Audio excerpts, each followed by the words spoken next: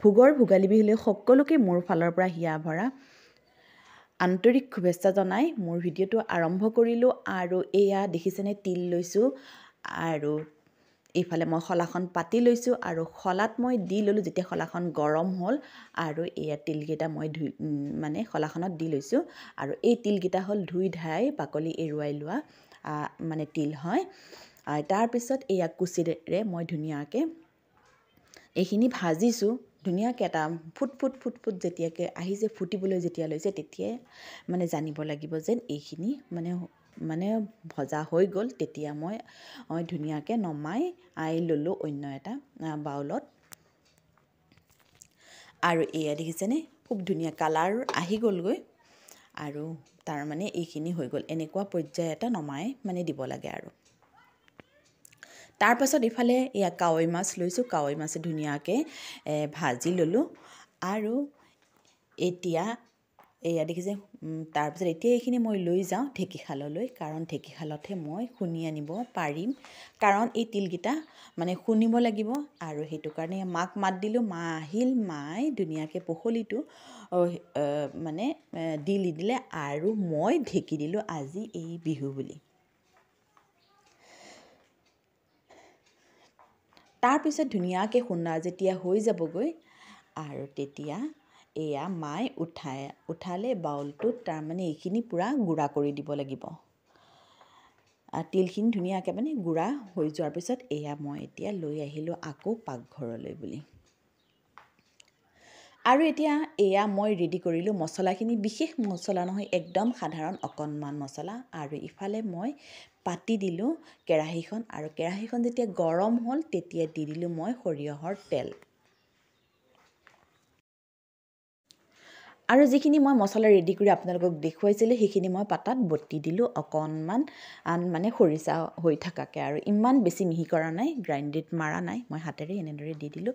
আৰু নিদিলেও হ'ল হয়, কিন্তু মোৰ মন গ'ল দি দিলোঁ। আৰু ইফালে যেতিয়া গৰম হৈ গ'ল তেলখিনি তেতিয়াই মছলাখিনি ধুনীয়াকৈ এই তেলতে দি দিলোঁ। আৰু ধুনীয়াকৈ লাৰি চাৰি থাকিলোঁ। আৰু মছলাৰ গোন্ধ মৰি নোযোৱালৈকে এনেদৰে লাৰি থাকিলোঁ।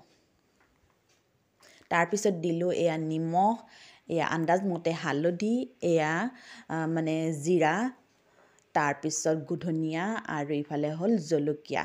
আৰু অকণমান পানী দি মছলাখিনি সিজিবলৈ দি দিলোঁ। আপোনালোকেতো এইখিনি জানেই নহয় জানো? মই কৰিছোঁ যেতিয়া মই দেখুৱাইছোঁ আৰু আপোনালোকক। তাৰপিছত এইখিনি ধুনীয়াকৈ মই অকণমান সময় লাৰি আছোঁ। যেতিয়া গোন্ধটো মৰি গ'লগৈ তেতিয়া এয়া মই ডাঙৰ চামুচেৰে 1 চামুচ দি দিলোঁ মই এয়া মছলাখিনিতে তিলৰ গুড়াখিনি। সেইটো মানে নিজৰ আন্দাজৰ লগত কথা। যেতিয়া শুকাই যোৱাৰ নিচিনা দেখা পালোঁ লগতে অকণমান পানী দি দিলোঁ। তাৰপিছত আকৌ আৰু 1 চামুচ দি দিলোঁ। দিলে অকণমান আকৌ পানী দিলোঁ। অকণমান যাতে বস্তুখিনি মানে সিজে, অকণমান মানে সিজে আৰু সেইটো কাৰণে। আৰু ইমানেই ধুনীয়া গোন্ধ ওলাইছে নহয়, মই কি ক'ম আপোনালোকক। আৰু তাতে নতুন তিল, আৰু নতুন তিলৰ সোৱাদটো বেলেগেই।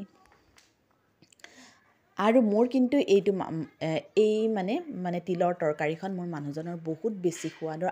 আৰু কথা পাতি থাকোঁতে সেয়া দি দিলোঁ মই অকণমান জালুকৰ গুড়াও দেই, যাতে অকণমান মুখত লগা হৈ যায়গৈ, জ্বলা হয়, খাবলৈ ভাল হয়। তাতে ঠাণ্ডাৰ দিন নহয় জানো? ঠাণ্ডাৰ দিনত অকণমান জালুক খালে গাটোত অকণমান মানে ভাল লাগে, গৰম উঠে। আৰু তাৰপিছত এয়া যিখিনি মই মাছ ভাজি থৈ দিছিলোঁ সেইখিনি মই ধুনীয়াকৈ ইয়াত দি দিলোঁ।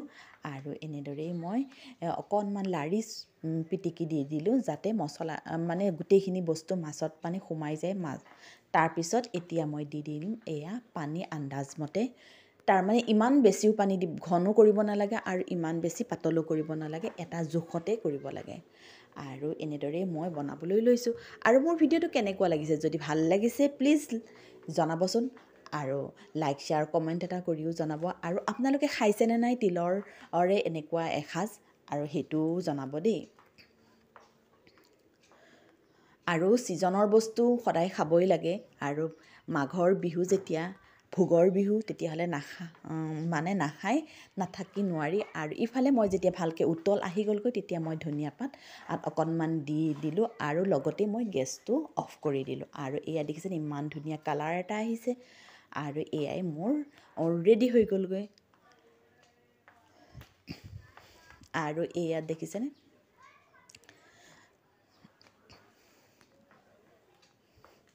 আকৌ মই কৈছোঁ মোৰ যদি ভাল লাগে প্লিজ এটা ছাবস্ক্ৰাইব কৰি দি থৈ যাব দেই